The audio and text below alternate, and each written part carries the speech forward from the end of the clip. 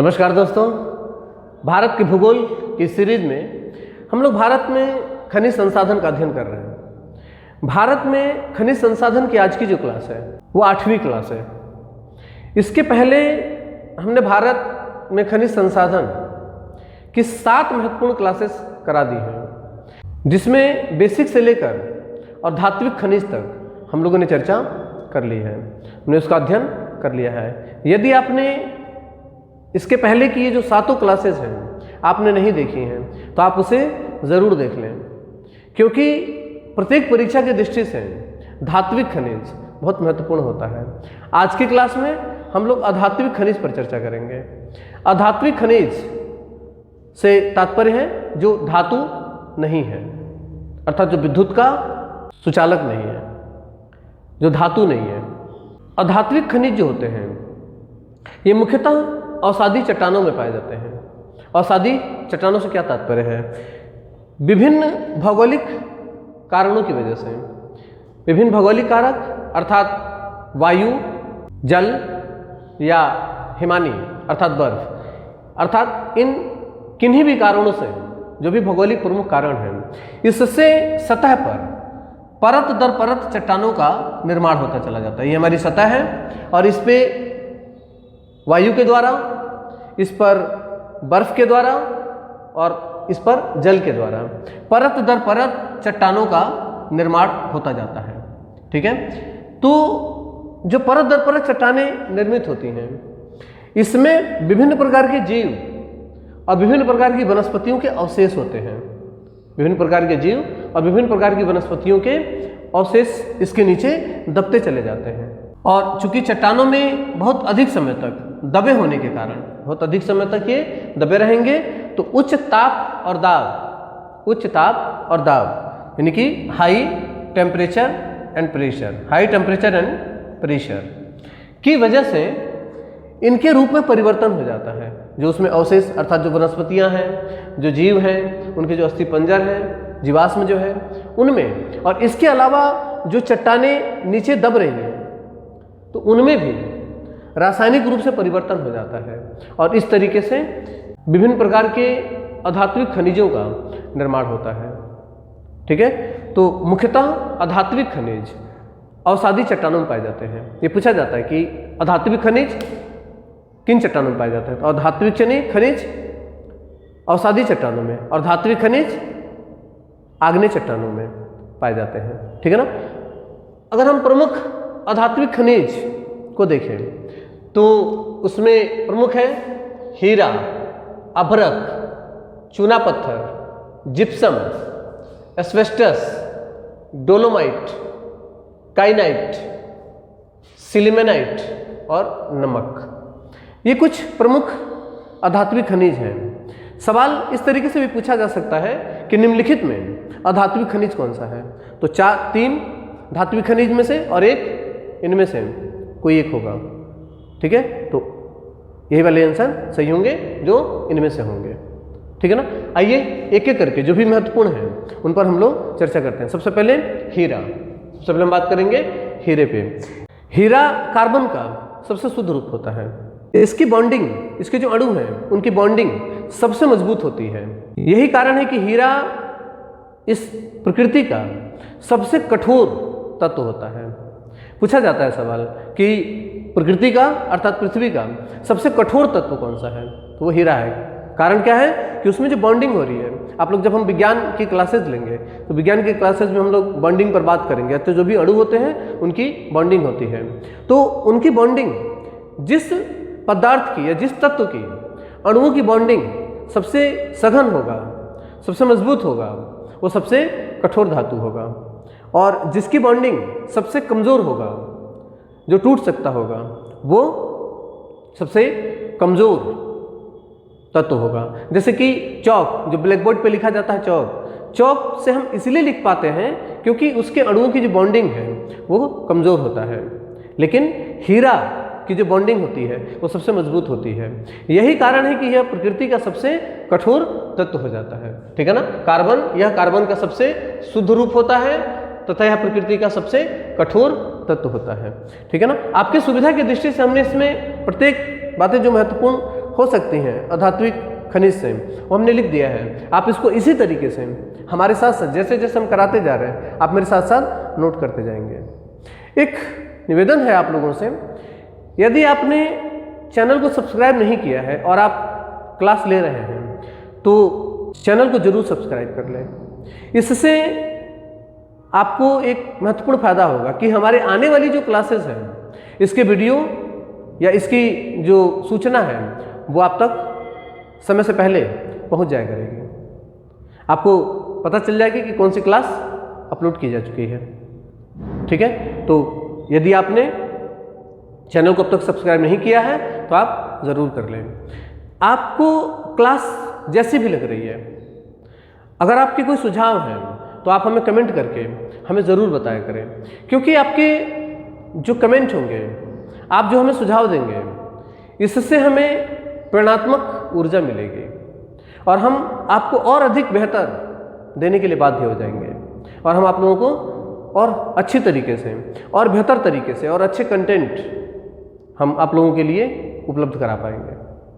ठीक है, आइए प्रारंभ करते हैं आगे। मध्य प्रदेश में पन्ना की खान, ये उत्तर प्रदेश, यहाँ पर मध्य प्रदेश है। यहाँ बीच में एक पर्वत श्रृंखला विकसित होती है जिसका नाम है विंध्य पर्वत। यहाँ पर विंध्य श्रेणी है। तो इसी विंध्य श्रेणी में मध्य प्रदेश वाले हिस्से में अर्थात मध्य प्रदेश में दो महत्वपूर्ण स्थान हैं, पन्ना और सतना। यहाँ पर दो महत्वपूर्ण खाने भी हैं, पन्ना की खान और सतना की खान।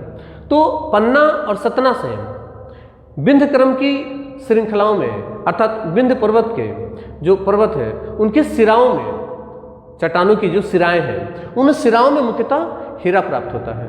ठीक है ना, तो ये बहुत महत्वपूर्ण पॉइंट बनता है कि यह मध्य प्रदेश में पन्ना और सतना जिले में विंध्य क्रम की चट्टानों की सिराओं में हीरा प्राप्त होता है।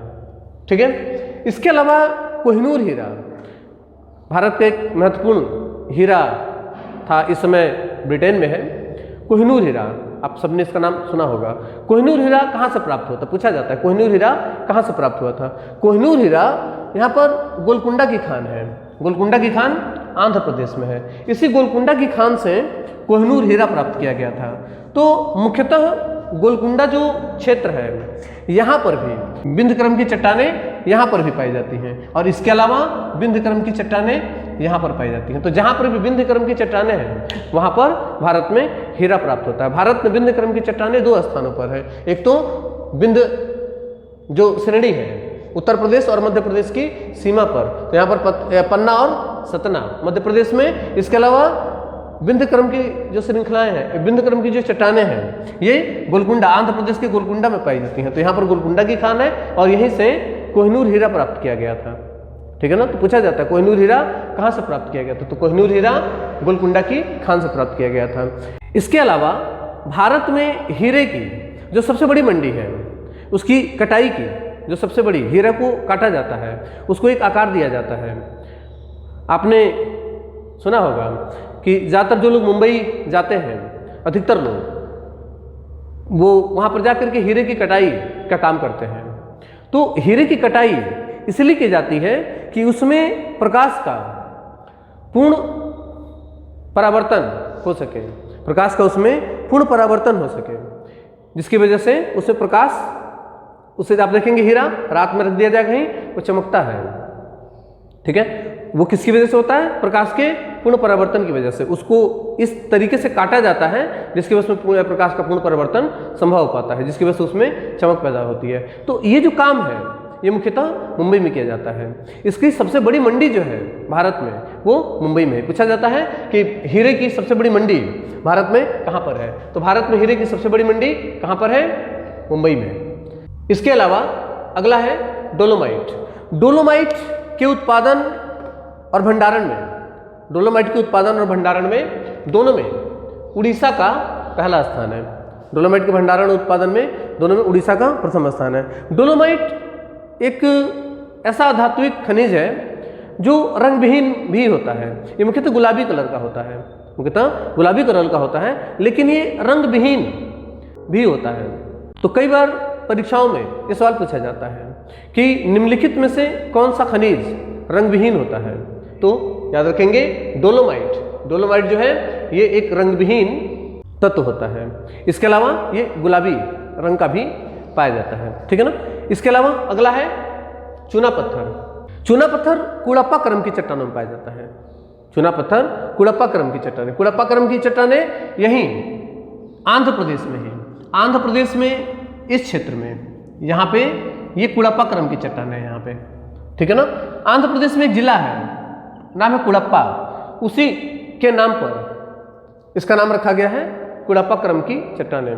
तो मुख्यतः चूना पत्थर जो है वो कुड़प्पा क्रम की चट्टानों में पाया जाता है। भारत में सबसे अधिक जो चूना पत्थर है वो आंध्र प्रदेश में ही पाया जाता है, क्योंकि कुड़प्पा क्रम की चट्टानें मुख्यतः आंध्र प्रदेश में पाई जाती हैं।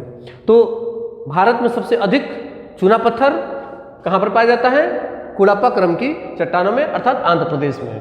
देखेंगे कि चूना पत्थर कुड़प्पा क्रम की चट्टानों में पाया जाता है। भारत में सर्वाधिक चूना पत्थर क्रमशः सबसे अधिक आंध्र प्रदेश में, उसके बाद राजस्थान में, फिर मध्य प्रदेश में उत्पादित किया जाता है, ठीक है। इसके बाद है स्टीएलाइट अर्थात सेलखड़ी के उत्पादन में राजस्थान का पहला स्थान है। सेलखड़ी के उत्पादन में किसका पहला स्थान है? राजस्थान का पहला स्थान है। आप इसी तरीके से इसको नोट कर लीजिएगा, ठीक है ना। अगला है नमक भी एक अधात्विक खनिज है। नमक भी एक अधात्विक खनिज के अंतर्गत आता है। ये समुद्र के खारे जल से तैयार किया जाता है। भारत में सबसे अधिक जो नमक है वो गुजरात का जो ये तट है, गुजरात का कच्छ और ये कठियावाड़, इसको कच्छ तट और ये कठियावाड़ तट कहा जाता है। तो सबसे अधिक जो नमक है वो गुजरात के इस क्षेत्र में। आपको याद होगा गांधी की जो दांडी मार्च है, तो दांडी कहाँ पर है? दांडी यहीं पर है, ठीक है ना। और अहमदाबाद यहाँ पे, जहाँ से साबरमती गांधी की जो यात्रा हुई थी, दांडी यात्रा। तो गुजरात में इस जगह पे भारत में सबसे अधिक नमक उत्पादित किया जाता है। भारत में कुल जो नमक उत्पादित होता है उसका 60% नमक जो है, 60% नमक जो है ये गुजरात से प्राप्त किया जाता है। लेकिन इसके अलावा राजस्थान की जो झीलें हैं, राजस्थान की प्रमुख झीलें, राजस्थान में जो झीलें हैं उसमें मुख्यतः सांभर झील में कई प्रकार की नदियां, लगभग 5 नदियां उसमें आकर के गिरती हैं, जिसकी वजह से सांभर झील का जो पानी है वो खारा हो जाता है, ठीक है ना। और इसके अलावा राजस्थान की कुछ और झीलें जैसे कि सांभर झील, लुरकरनसर झील, इसके अलावा डिडमाना झील और पंचभद्रा झील, ये जो झीलें हैं ये सभी राजस्थान में खारे पानी की झीलें हैं। और इन झीलों से भी नमक उत्पादित किया जाता है। भारत का 10% नमक इन झीलों से उत्पादित किया जाता है राजस्थान में, और लगभग 60% नमक जो है वो गुजरात से उत्पादित किया जाता है। बाकी शेष अन्य जो है भारत के अन्य तटीय जो राज्य हैं वहाँ से उत्पादित किए जाते हैं, ठीक है ना। तो नमक जो है, नमक उत्पादन में गुजरात का पहला स्थान है, ठीक है ना। उसके बाद दूसरे स्थान पर राजस्थान की झीलों से भी नमक उत्पादित किया जाता है। कौन कौन सी झीलें हैं? सांभर झील, लुरकरनसर झील, इसके अलावा डिडमाना और पंचभद्रा झील, ये जो प्रमुख झीलें हैं यहाँ से नमक उत्पादित किया जाता है राजस्थान में, ठीक है। इसके अलावा अधात्विक जो खनिज है, इसमें परीक्षा की दृष्टि से सबसे महत्वपूर्ण जो खनिज है वो अभ्रक है, और इसके अलावा जिप्सम। तो आइए बात करते हैं अभ्रक पे। अभ्रक का जो मुख्य अयस्क होता है, अर्थात अभ्रक जिससे निकाला जाता है, आपने देखा होगा बिजली के जो खंभे होते हैं, तो जहाँ पर तार ला करके जोड़ा जाता है, ये बिजली का खंभा है और उसमें यहाँ पे एक घुंडी होती है और यहाँ पे गोल सा ब्राउन कलर का प्लेट जैसा जो दिखाई देता है आपको, वो मुख्यतः अभ्रक होता है। इसके अलावा आपने जो भी इलेक्ट्रिकल चीज़ें होती हैं, मुख्यतः टीवी वगैरह, तो उसमें आप लोग जब उसे खोलेंगे, उसका जो किट होता है, अंदर का जो किट होता है, तो उस किट में आप देखेंगे कि इस तरीके से तार निकला होगा और यहाँ पे इस तरीके से, और यहाँ पे एक पत्थर की तरीके से छोटी छोटी रंग बिरंगी वस्तु पाया जाता है। तो ये भी क्या है? अभ्रक है। अभ्रक विद्युत का सबसे बेहतरीन कुचालक है, ठीक है ना। तो इस वजह से जहां पर भी दो तारों को मिलने से रोकना होता है, वहां पे अभ्रक का इस्तेमाल किया जाता है, ठीक है ना। तो अभ्रक का जो अयस्क है, अर्थात जिस रूप में उसे सतह से निकाला जाता है, जिस रूप में उसे जमीन से निकाला जाता है, तो उसके कई सारे अयस्क हैं। तो प्रमुख अयस्क की अगर हम बात करें तो है पिग्माटाइट। अभ्रक का मुख्य अयस्क जो है वह है पिग्माटाइट। इसके अलावा अभ्रक कई रंग में पाए जाते हैं और उसके अलग अलग अयस्क होते हैं, उसके अलग अलग अयस्क होते हैं। तो अभ्रक के जो अन्य अयस्क हैं तो उसमें श्वेत अभ्रक, उसका जो अयस्क है वह है मस्कोबाइट, उसका है मस्कोबाइट। इसके अलावा जो पीत अभ्रक है यानी पीला अभ्रक जो होता है, पीला अभ्रक का जो अयस्क होता है उसको फ्लोगोपाइट कहते हैं, उसको फ्लोगोपाइट कहा जाता है। और एक श्याम अभ्रक, तो श्याम अभ्रक, श्याम मतलब काला, काला अभ्रक, तो श्याम अभ्रक का जो अयस्क होता है वो है बायोटाइट, उसको कहते हैं बायोटाइट। अभ्रक के उत्पादन में ये बहुत इंपॉर्टेंट सवाल बनता है क्योंकि इसके पहले इसके आंकड़े काफी बार बदले हैं।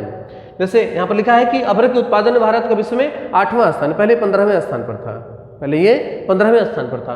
अब का आंकड़ा है कि अभ्रक के उत्पादन में भारत का विश्व में 8वां स्थान है। बहुत सारी सामान्य अध्ययन की सामान्य किताबों में लिखा रहता है कि अभ्रक उत्पादन में भारत का पहला स्थान है, गलत आंसर होता है। आप ठीक तरीके से इसको देखेंगे, अभ्रक के उत्पादन में भारत का विश्व में 8वां स्थान है, भारत का विश्व में 8वां स्थान है। जबकि अभ्रक के सीड उत्पादन में और भंडारण में अभ्रक की सीड तैयार की जाती है, ठीक है ना। तो अभ्रक के सीड उत्पादन और भंडारण में भारत का पहला स्थान है। लेकिन अगर प्राकृतिक अभ्रक की बात की जाएगी तो प्राकृतिक अभ्रक के उत्पादन में भारत का 8वां स्थान है। ये बहुत ही महत्वपूर्ण पॉइंट है। यहाँ से जब सवाल बनता है तो अक्सर छात्र इसे गलत करके आते हैं। आप इसे ठीक तरीके से ध्यानपूर्वक देखेंगे कि अभ्रक के उत्पादन में भारत का विश्व में कौन सा स्थान है, 8वां स्थान है।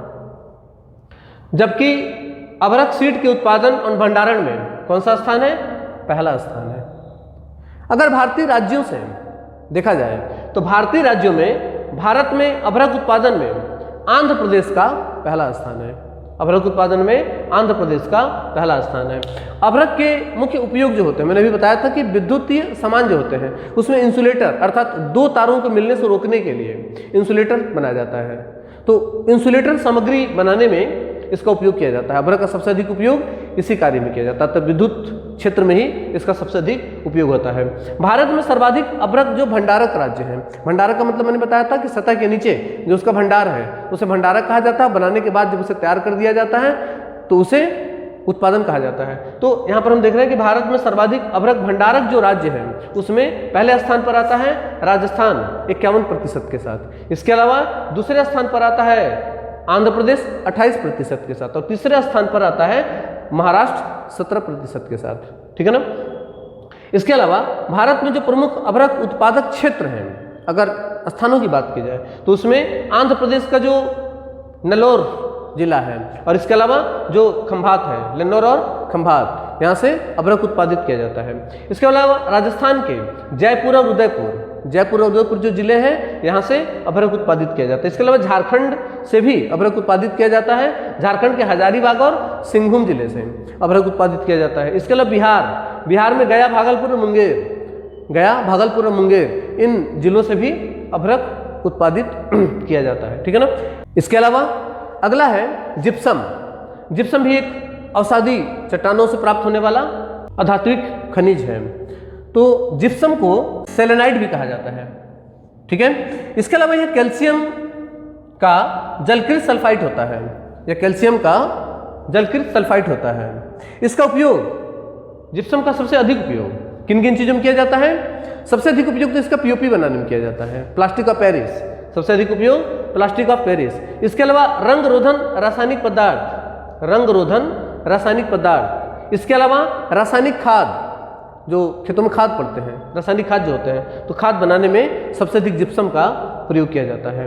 भारत में जिप्सम उत्पादन में राजस्थान का पहला स्थान है और एकमात्र स्थान है। भारत में सबसे अधिक जिप्सम जो है वो राजस्थान में होता है, अर्थात भारत में कुल जो जिप्सम होता है उसका 99% जो जिप्सम है वो राजस्थान में होता है, ठीक है ना। तो भारत में जिप्सम उत्पादन में राजस्थान का पहला स्थान है, कितना? कुल उत्पादन का 99%, ठीक है ना। भारत में जो सर्वाधिक जिप्सम भंडारक क्षेत्र हैं, जिप्सम के भंडारक क्षेत्र हैं, वो कौन कौन से हैं? पहले स्थान पर राजस्थान, दूसरे स्थान पर कश्मीर और तीसरे स्थान पर इसमें तमिलनाडु आता है। अगर उत्पादक क्षेत्रों की बात की जाए तो उत्पादक क्षेत्र हमने यहाँ पर लिखा है, भारत में प्रमुख जिप्सम उत्पादक जो क्षेत्र हैं उसमें मैंने बताया था पहले स्थान पर राजस्थान आता है। तो राजस्थान के नागौर, बीकानेर, जैसलमेर और गंगानगर। इसके अलावा बाड़मेर और पाली, बाड़मेर और पाली ये राजस्थान के प्रमुख स्थान है जहाँ से जिप्सम उत्पादित किया जाता है। इसके अलावा कश्मीर का उरी, बारामूला और डोडा, कश्मीर का उरी, बारामूला और डोडा यहाँ से भी जिप्सम उत्पादित किया जाता है। इसके अलावा तमिलनाडु का कोयम्बटूर, तिरुचिरापल्ली और चिंगलपेट, इसके अलावा चिंगलपेट यहाँ से भी जिप्सम उत्पादित किया जाता है। ठीक है ना। ये रहे भारत के प्रमुख अधात्विक खनिज। जो भी अधात्विक खनिज से बनने वाले सवाल हैं वो इससे बाहर बिल्कुल नहीं जाने वाला है। अब भारत में खनिज का जो सबसे महत्वपूर्ण पार्ट है हम लोग उसको करने वाले हैं, जिसके अंतर्गत हम लोग ऊर्जा खनिज पढ़ेंगे। ऊर्जा खनिज के अंतर्गत मुख्यतः कोयला, पेट्रोलियम और उसके अलावा आणविक जो खनिज होते हैं जैसे यूरेनियम, थोरियम, इस तरीके के जो खनिज हैं इस पर हम लोग अध्ययन करेंगे। अर्थात भारत में खनिज संसाधन का जो सबसे महत्वपूर्ण पार्ट है, जहाँ से सवाल सबसे ज़्यादा आते हैं, वो पेट्रोलियम और कोयला है, जिस पर हम लोग आगे की क्लास में चर्चा करने वाले हैं। मिलते हैं अगली क्लास में, तब तक के लिए नमस्कार, धन्यवाद, जय हिंद।